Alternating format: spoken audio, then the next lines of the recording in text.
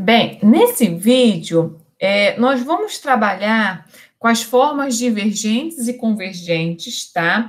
É um texto da Gramática Histórica de Ismael Coutinho. Então, nós vamos entender um pouquinho o que são formas divergentes e formas convergentes.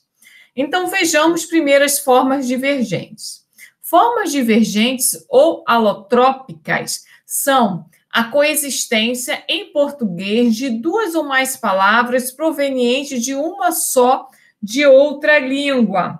Então, aqui nós vamos tentar entender por que por exemplo, tem a palavra são, tem os homônimos na língua portuguesa, né? Então, por que, por exemplo, a palavra são da ideia de são de sadio, são de santo, né? E nós vamos entender isso por meio dessa diferença entre formas divergentes e formas convergentes. Então, as formas divergentes, né, são aquelas provenientes de um mesmo, de uma só, né, do latim. Então, por exemplo, nós temos a palavra cheio e a palavra pleno, que são originárias da mesma forma lá em latim, pleno, por exemplo, né? Então, as formas divergentes são aquelas formas que nós temos um único étimo latino que vai dar origem a diferentes palavras em português, tá? Então, são as palavras latinas que nos ministram a maioria dos alótropos. Há, entretanto, muitos exemplos de formas divergentes oriundas de vocábulos de origem não latina. Então, nossa língua, ela é a continuação histórica do latim. Então, a maior parte das formas divergentes, né, a maior parte é proveniente do latim. Mas também há algumas palavras, né, algumas formas divergentes na nossa língua que não são provenientes do latim. Obviamente, é a minoria. Então, por exemplo, é o caso de zero, né, do árabe, que é proveniente do árabe, e cifra, que vem do francês. Azimuth e zênite, do árabe também.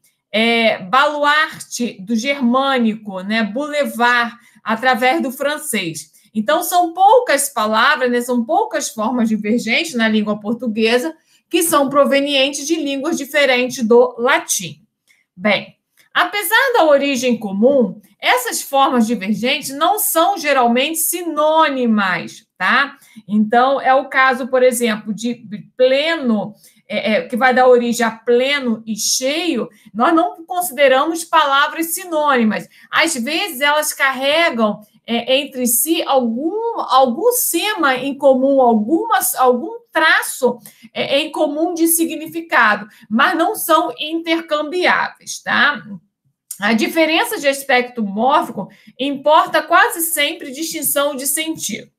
Resulta essa congeminação de vozes frequentemente do fato de ter a palavra originária sofrido tratamento diferente, o que se pode explicar pela diversidade de camada social, desigualdade de época e variedade de região, através das quais ela penetrou na língua, tá? Bem, ainda nós vamos ver as causas, né, dessas formas divergentes, mas antes vamos chamar a atenção para o fato de que não devemos confundir as formas divergentes com formas sincréticas. Então, formas sincréticas não são a mesma coisa de formas divergentes. Formas sincréticas, né, são as variações que o mesmo vocábulo apresenta num determinado momento da língua. Então, por exemplo, nós temos as palavras taberna e taverna, albergue, alvergue, covarde, cobarde, assobio, assovio, rebelde, revel, inimigo, imigo, coisa, coisa, altivez, altiveza. Então, vejam só, esses exemplos aqui não são exemplos de formas divergentes, mas são exemplos de formas sincréticas, oscilação na escrita e na pronúncia de uma palavra num determinado momento da história. Algumas dessas palavras já são rejeitadas, não são mais utilizadas, né? Outras ainda são utilizadas, né? As duas palavras continuam ainda sendo utilizadas na língua portuguesa. Mas aqui nós não podemos considerar que são formas divergentes, porque, nesse caso aqui, elas apresentam o mesmo significado, tá? Então, taberna e taverna significam a mesma coisa. O que faz delas serem uma forma sincrética e não divergente, né? Elas são provenientes do mesmo étimo latino e significam a mesma coisa. O que acontece aqui é uma dúvida do falante quanto à forma de se pronunciar e de se escrever a palavra. Diferente nas formas divergentes. Nas formas divergentes, as palavras são provenientes do mesmo étimo latino e, na língua portuguesa, elas significam coisas diferentes, né? Elas referem-se, elas têm referências diferentes, né? Não é uma dúvida do falante se escreve de um jeito ou de outro a palavra, né? Então, nas formas divergentes, as palavras têm significados diferentes. Nas formas sincréticas, não. As palavras significam a mesma coisa e, na verdade, elas são dúvidas do falante quanto à forma de escrever e pronunciar uma determinada palavra, tá? Bem, então, voltando à questão das formas divergentes, quais são, então, as causas, segundo Ismael Coutinho, para as formas divergentes? Então, ele cita 6 causas para as formas divergentes: corrente popular, corrente erudita, corrente estrangeira, as desinências casuais, a diferença de número e a deslocação do acento tônico. Então, vamos lá. Primeira causa das formas divergentes é a corrente popular. Esta corrente, formada pelo povo, que constitui um instrumento natural das transformações de uma língua. As modificações que os vocábulos sofrem produzem-se em obediência a hábitos fonéticos que divergem de um povo para o outro.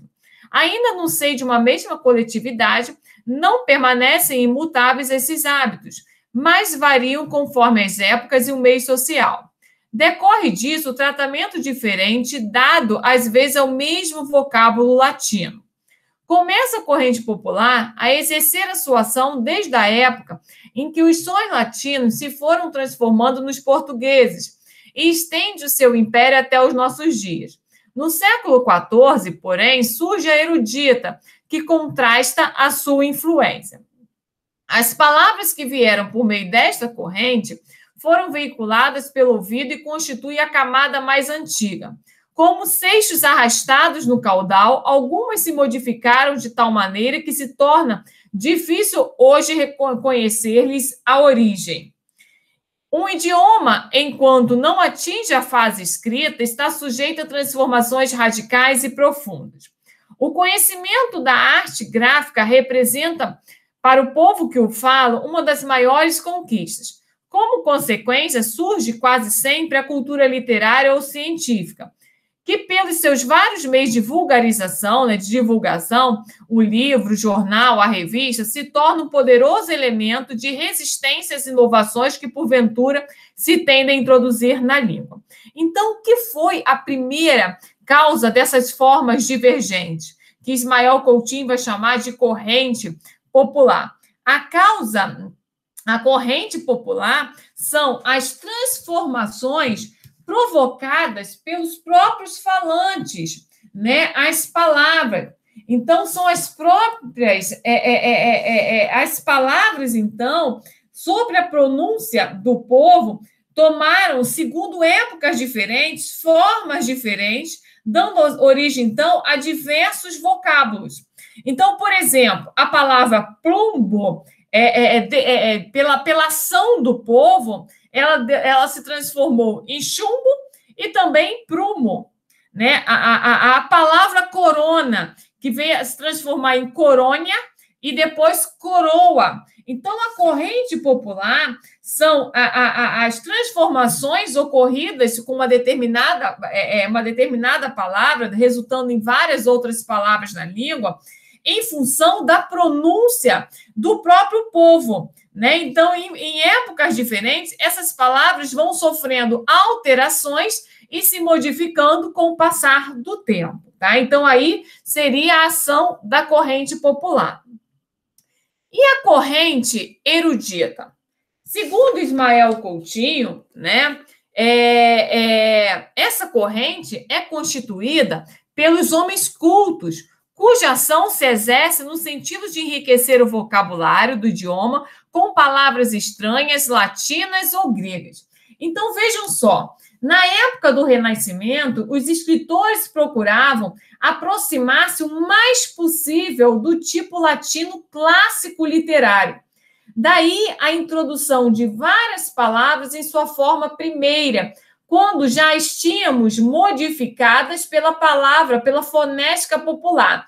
Então, vamos imaginar a palavra dobro. Já existia a palavra dobro modificada pela corrente popular na língua, né? Só que, na época do Renascimento, se tinha a ideia de que deveríamos retornar ao estado de ouro da língua, ao estado clássico da língua.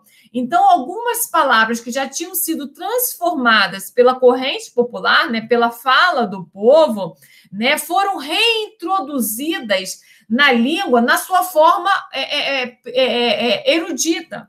Então, por exemplo, dobro era uma palavra que já tinha sido modificada pela corrente popular.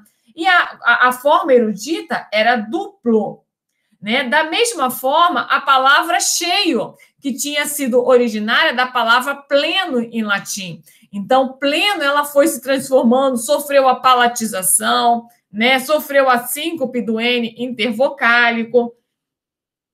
Pela corrente popular, ela foi sofrendo as transformações, resultando na palavra cheio. Então, já existia essa palavra modificada pelo povo. Só que a palavra erudita, a palavra primitiva, ela foi reintroduzida na língua. Então, por isso que nós passamos a ter a palavra cheio e a palavra pleno, que é a forma erudita, mais próxima do étimo latino pleno, né? Então, pleno deu origem na língua a pleno, que é uma forma erudita, introduzida pela corrente erudita, e a forma cheio, que foi modificada pela corrente popular, tá? Bem, continuando ainda, né? Uma outra, além da corrente erudita, né, nós temos também, Ismael Coutinho vai falar das palavras semi-eruditas, né? Entre umas e outras devem ser mencionadas as semi-eruditas ou semicultas. São assim denominadas as que, tendo ingressado na língua por via erudita, caíram depois no domínio do povo, que lhes introduziu algumas modificações, tá? Então, é o caso, por exemplo, de humanidade. Era humanitate, que passou transformação, sofreu a sonorização, passou para humanidade.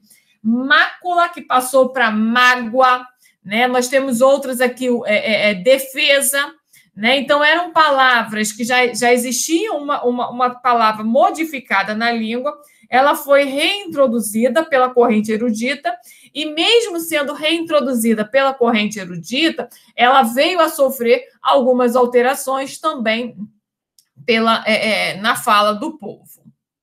Então, nós já vimos a corrente popular, que são as alterações que as palavras foram sofrendo pela ação dos próprios falantes, né, da língua.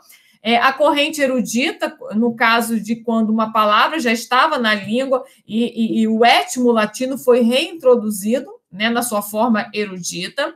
E o terceiro tipo, né, a terceira causa das formas divergentes é a corrente estrangeira. Então, o que é a corrente estrangeira? Constituem a corrente estrangeira as línguas estranhas que, de algum modo, exercem influência sobre a nossa, ou seja, palavras provenientes de outras línguas, né? Então, o intercâmbio de cultura, de comércio, mantidos entre os povos, fizeram com que muitos vocábulos estrangeiros fossem admitidos no português, embora já possuíssemos essa mesma palavra na forma própria do nosso idioma. Então, por exemplo, a palavra, o étimo latino plano, deu origem a chão e porão, que são transformações ocorridas nesse étimo latino via corrente popular. Depois, essa palavra foi reintroduzida na língua para plano, né, a forma erudita. Só que nós ainda temos, por exemplo, a palavra piano, que ela foi importada, proveniente do mesmo étimo latino, só que já é uma palavra importada do italiano. Tá? A palavra capo, latino, né, latina, deu origem no português a cabo, e depois nós importamos do francês chefe, né? Capelo, pela corrente popular, e depois chapéu, de origem francesa, vem do mesmo étimo latino, né? Hospitale, a palavra latina, que deu origem ao hospital na língua portuguesa, e depois nós importamos do francês a palavra hotel. Então, a corrente erudita, né, são palavras que já tinham sido transformadas na língua, sofrido as transformações, e depois nós importamos a transformação ocorrida em outro idioma, tá? Desse mesmo étimo latino, como o caso, por exemplo, de piano, que é proveniente do mesmo étimo latino, plano, só que piano foi uma alteração ocorrida no italiano e não no português. Então, aqui nós temos vários exemplos que depois vocês podem ler com calma, né? Capello, em português, capelo, latim, mas chapéu foi introduzido do francês, né? Capo, do latim, cabo, português, e chefe do francês, né? Domina, deu origem a dona em português, e dama é o proveniente do francês, né? Generale, latim, geral, português, general vem do francês. Hospitale, latim, hospital, português, hotel vem lá do francês. Então, aqui vocês depois podem ler com calma essas palavras que são provenientes do mesmo étimo latino e que foram introduzidas na língua portuguesa via as transformações ocorridas em outro idioma. Bem, ainda nas formas divergentes, né, nós ainda temos mais algumas causas, né, em relação às formas divergentes. Nós já vimos a corrente popular, a corrente erudita, e nós vimos a corrente estrangeira, né? Nós vamos ver agora, né, mais duas causas, desinências causais e a diferença de número, e a terceira, deslocação de acento tônico. Aqui vocês têm uma lista de formas divergentes, né? Mácula, plano, como eu falei para vocês, ó, chão e prão, né? E porão, né? Que vai dar pela corrente popular, né? Plano, aqui no caso é a forma erudita, e piano aqui é a forma estrangeira. Nós temos aqui vários exemplos de forma popular, forma erudita e a palavra em latim, né? A afeição é a forma popular, afecção a forma erudita, affectione é a forma em latim, né? Areia, forma popular, arena, a forma erudita, arena, proveniente do latim. A forma mais parecida com a forma em latim é a forma erudita. A que mostra mais transformações é a forma popular. Bem, então vamos ver as outras três causas das formas divergentes. Aqui vocês têm uma lista dessas formas populares, formas eruditas e o léxico étimo em latim. As desinências casuais. As palavras portuguesas, né, do português, procedem do acusativo latino. Por isso, é chamado caso lexogênico. Então, a língua portuguesa, né, o léxico da língua portuguesa é proveniente do caso acusativo do latim. Então, as palavras da língua portuguesa, as terminações da língua portuguesa, né, das palavras, elas são provenientes da terminação do caso acusativo latino. No entanto, há vocábulos que saem diretamente do nominativo. Então, disso resulta que, às vezes, de uma mesma voz latina, existam duas formas em português, uma decorrente do nominativo e outra do acusativo. Este fato se verifica geralmente com os imparissílabos, né?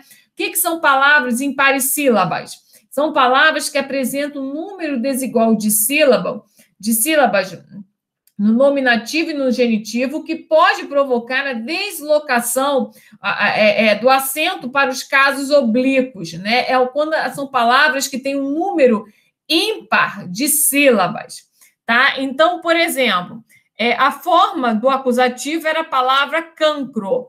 A forma que veio do nominativo, câncer. E o que ficou na língua portuguesa, que é mais conhecida, é a palavra câncer. Agora, nós já tínhamos a palavra do acusativo, dragão. E também foi introduzida na língua a palavra do nominativo, drago. Ladrão do acusativo, ladro nominativo. Então, algumas palavras são usadas. Outras foram até usadas em determinadas épocas da língua e hoje acabam não sendo mais utilizadas, né? Aqui nós temos Léo, que é do nominativo, Leão, do acusativo, né? Platão, do acusativo, Plato, do nominativo. Atlas, do nominativo, Atlante, do acusativo. Então, são palavras, né? A nossa língua, ela é proveniente da forma de acusativo léxico, né? As palavras da nossa língua, elas são provenientes do caso acusativo latino.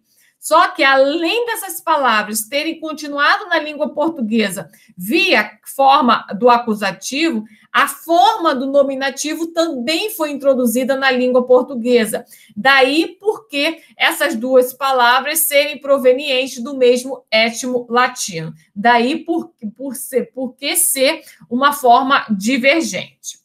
Bem, além, então, dessa causa da desinência causal, existe também o problema da diferença de número. O que é isso?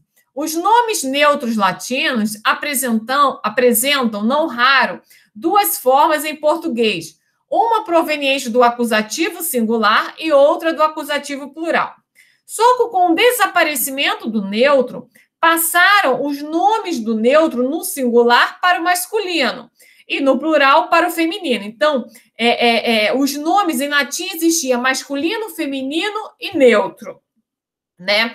As palavras do gênero neutro, né, no singular, passaram para o gênero masculino, né? São palavras masculinas na língua portuguesa, do gênero masculino. As palavras do gênero neutro em latim, no plural, elas passaram para o feminino português, tá? Então, por exemplo, senho é o acusativo singular, né? Então, passou para o masculino. Senha era o acusativo plural, passou para o feminino.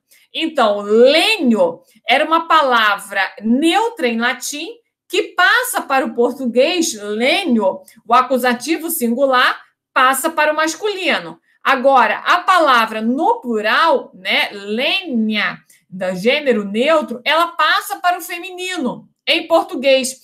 Daí que a gente tem lenho e lenha, formas divergentes provenientes do mesmo étimo latino. O mesmo caso, a palavra cinto, em latim, era o nome neutro, né? Cinto era o neutro no singular, no acusativo singular. Quando passou para o português, esse acusativo singular passou para o masculino no português. Só que a forma de plural, né, cinta, quando passa para o português, passa para o feminino. Então, cinto e cinta são formas divergentes provenientes do mesmo étimo latino, né? Tormento, tormenta, braço, braça. Então, essas formas divergentes aqui são explicadas pela questão de serem provenientes de nomes neutros em latim. E no latim, as palavras neutras, né, do gênero neutro em latim, no masculino singular, do acusativo, elas passaram para o gênero masculino na língua portuguesa. E no plural, elas passaram para o feminino na língua portuguesa. Daí dando origem a formas divergentes, né, formas diferentes, provenientes do mesmo étimo latino, tá? E por último, a última causa, então, das formas divergentes, tá? É a deslocação do acento tônico. Então, a simples deslocação, o simples deslocamento do acento tônico pode também determinar a existência de formas divergentes em nossa língua. É o caso de praça e plateia, né? Então, praça, que deu origem a plateia, que vem do latim platus, né? Então, platus deu praça, sílaba tônica, uma palavra paroxítona, e deu também plateia, né? O simples deslocamento do acento tônico, nós temos palavras diferentes na língua portuguesa e que são provenientes do mesmo étimo latino, né? A palavra polvo e pólipo, né?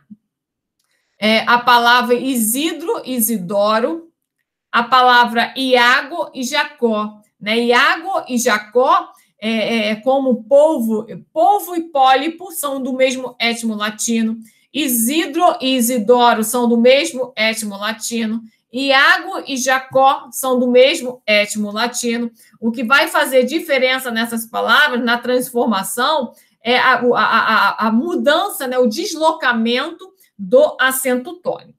Bem, então, de acordo com Ismael Coutinho, há 6 causas para o surgimento dessas formas divergentes na língua portuguesa. Então, o que são as formas divergentes? É o mesmo étimo latino dando origem a palavras diferentes na língua portuguesa. Então, nós temos 6 causas. A corrente popular são as transformações provocadas pelos próprios falantes. A corrente erudita, quando já existia a palavra na língua e ela foi reintroduzida na sua forma erudita. A corrente estrangeira, quando a palavra foi introduzida via outro idioma, tá? Proveniente do mesmo étimo latino. Desinências casuais, quando nós temos o caso da palavra já ter sido introduzida via o caso acusativo na língua portuguesa, e a forma de nominativo também veio para a língua portuguesa, então nós ficamos com 2 palavras diferentes do mesmo étimo latino, tá? O caso da diferença de número em relação às palavras do gênero neutro em latim, né? Elas no singular, elas passaram para o masculino na língua portuguesa, e elas, no plural, elas passaram para o feminino na língua portuguesa, então dando duas palavras diferentes na língua portuguesa. E, por último, a deslocação do acento tônico, quando nós temos palavras provenientes do mesmo étimo, e o que vai gerar a diferença nessas palavras é a questão do deslocamento do acento tônico. Bem, ainda para terminarmos essa aula, esse capítulo, nós temos ainda as formas convergentes. Como nós vimos, as divergentes são provenientes do mesmo étimo latino, tá? Que vai dar palavras diferentes na língua portuguesa. As formas de convergentes é o contrário. As convergentes são provenientes de étimos latinos diferentes, né? Então, por exemplo, a palavra, o homônimo na língua portuguesa são, não é proveniente de uma mesma palavra latina.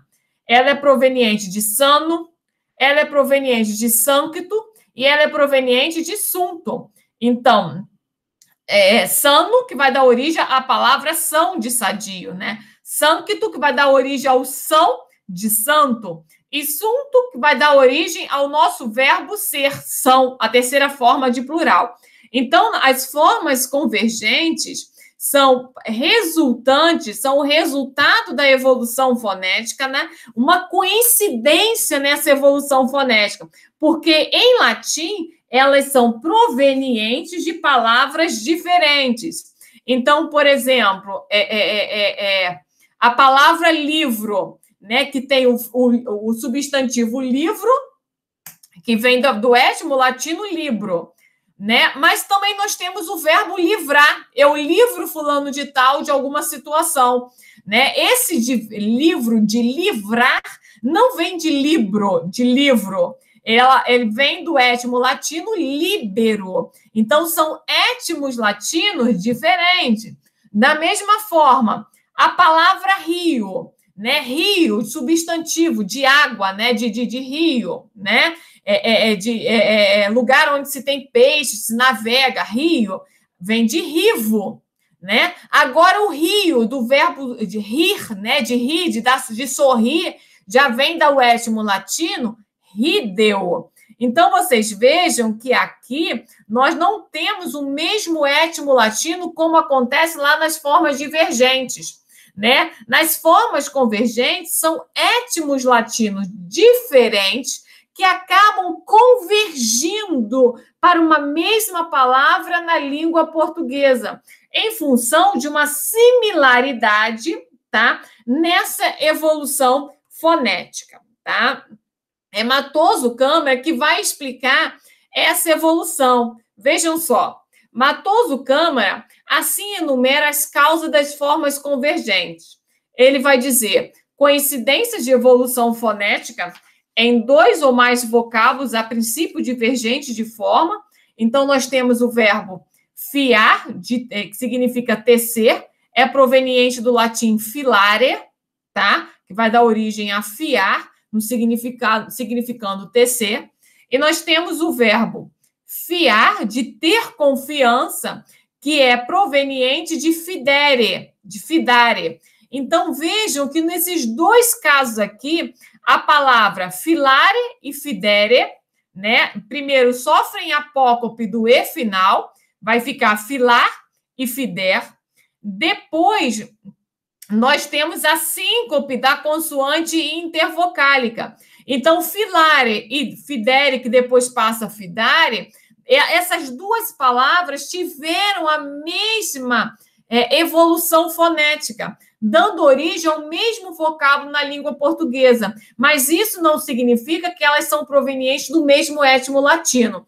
Então, nas formas convergentes, nós temos étimos latinos diferentes. E por uma questão de coincidência nessa evolução latina, elas acabaram resultando numa mesma palavra na língua portuguesa. Tá?